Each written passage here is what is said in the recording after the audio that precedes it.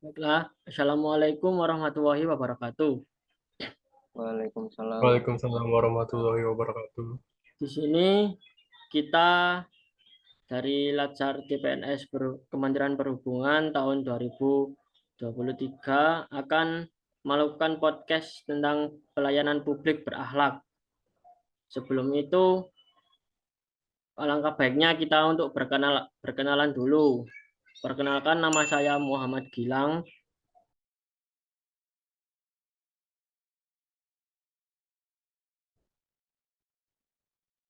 Kemudian boleh perkenalan satu-satu dari narasumber, dimulai dari Mas Lentera dulu. Siapa? Perkenalkan, nama saya Lentera Ginaris Asungki, nama panggilan Alen, asal dari Bojonegoro, Jawa Timur, penempatan di Terminal Tipe A Purboyo Madiun, BPTD wilayah Brebes, Jawa Timur. Terima kasih.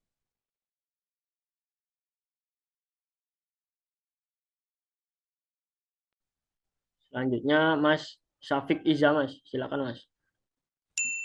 Terima kasih Mas. Izin memperkenalkan diri, nama Syafiq Isa Pangestu, nama panggilan Syafiq, asal dari Tegal, Jawa Tengah, penempatan di Terminal Tipe A Lambarajo, Kota Jambi.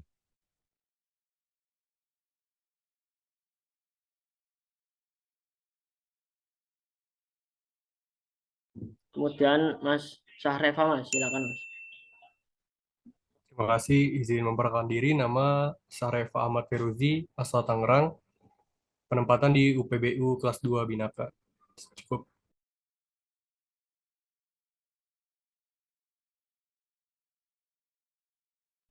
Yang terakhir, narasumber terakhir, Mas Maulana. Silakan memperkenalkan, Mas. Baik, terima kasih izin memperkenalkan diri teman-teman. Saya Muhammad Maulana dari PPI Curug, penempatan di Poltek Bang Jayapura.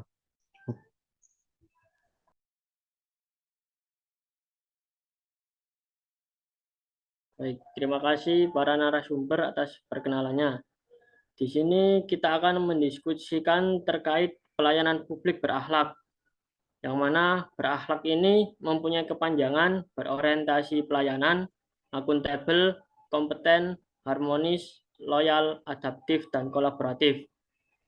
Dan kita pada hari ini akan membahas seputar keharmonisan, yang mana akan dijawab oleh para narasumber. Tanpa berlama-lama lagi, kita mulai dengan pertanyaan pertama.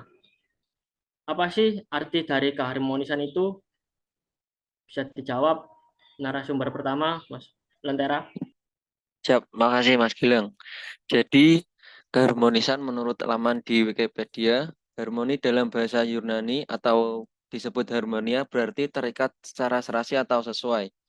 Dalam bidang filsafat, harmoni adalah kerjasama antara berbagai faktor dengan sedemikian rupa hingga faktor-faktor tersebut dapat menghasilkan suatu kesatuan yang luhur. Dapat dicontohkan pada bidang musik, sejak abad pertengahan, pengertian harmoni tidak mengikuti pengertian yang pernah ada sebelumnya. Namun harmoni tidak lagi menekankan pada urutan bunyi atau nada yang sesuai atau serasi, tetapi keserasian atau kesesuaian nada secara bersamaan. Singkatnya ini, harmoni adalah ketertiban alam dan prinsip atau hukum alam semesta yang ada di dunia ini. Gitu Mas Gilang. Oke, terima kasih Mas jawabannya. Kemudian untuk pertanyaan kedua, pentingkah suasana yang harmonis itu? Nah, ini bisa dijawab oleh Mas Syafiq, Mas. Silakan, Mas. Ya, terima kasih Mas Gilang. Ini terkait penting tidaknya suasana yang harmonis. Menurut saya ini suasana yang harmonis ini penting Mas, karena salah satu kunci suksesnya kinerja suatu organisasi berawal dari suasana tempat kerja. Energi positif yang ada di tempat kerja dapat memberikan dampak positif bagi karyawan yang akhirnya memberikan efek domino bagi produktivitas, hubungan internal, dan kinerja secara keseluruhan. Suasana harmoni dalam lingkungan bekerja akan membuatkan kita secara individu merasa tenang dan menciptakan kondisi yang memungkinkan untuk saling kolaborasi dan bekerja sama, meningkatkan produktivitas bekerja dan kualitas layanan kepada pelanggan. Ada beberapa hal yang dapat menjadi acuan untuk membangun budaya tempat kerja yang nyaman dan berenergi positif. Ketiga hal tersebut adalah membuat tempat kerja nyaman, kemudian memberikan keleluasaan untuk belajar dan memberikan kontribusi. Yang ketiga yaitu berbagi kebahagiaan bersama seluruh anggota organisasi. Terima kasih, Mas. Oke, Mas. Makasih jawabannya, Mas. Kemudian pertanyaan yang ketiga, kita kan ini sebagai calon dari ASN. Menurut narasumber, apa sih peran ASN dalam mewujudkan suasana dan budaya yang harmonis? Bisa dijawab oleh Mas Maulana, Mas. Silakan, Mas. Oke, terima kasih.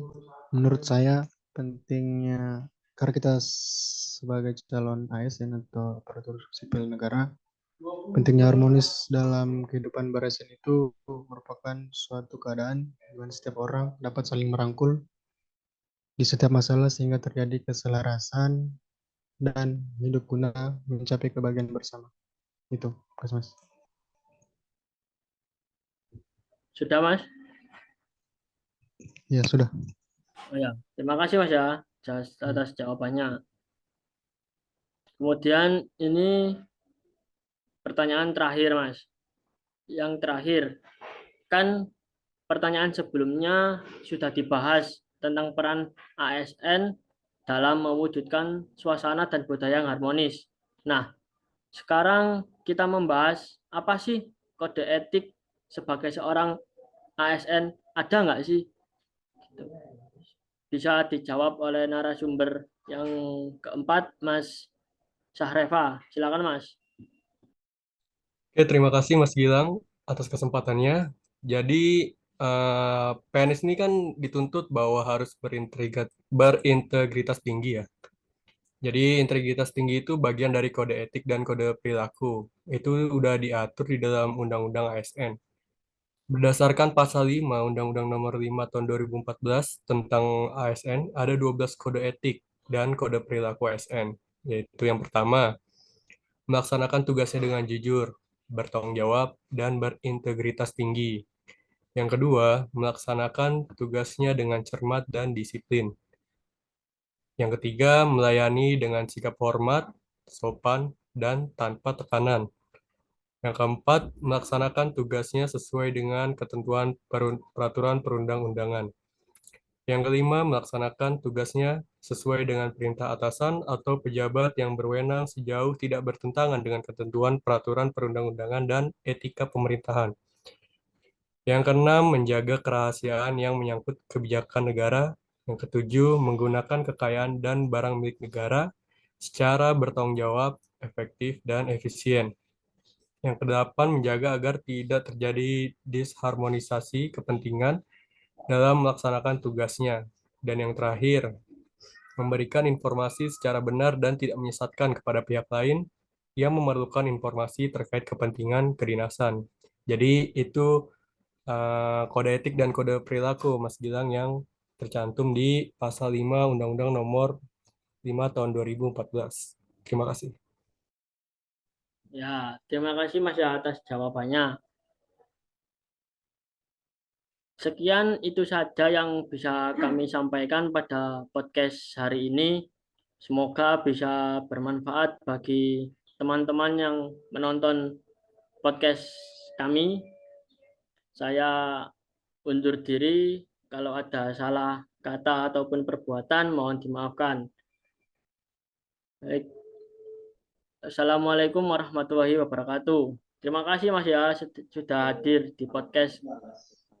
Waalaikumsalam warahmatullahi wabarakatuh. Terima kasih Mas Gilang. Terima kasih Mas Gilang. Ya Mas, sama-sama Mas. Silakan dilanjut Mas ya kegiatannya.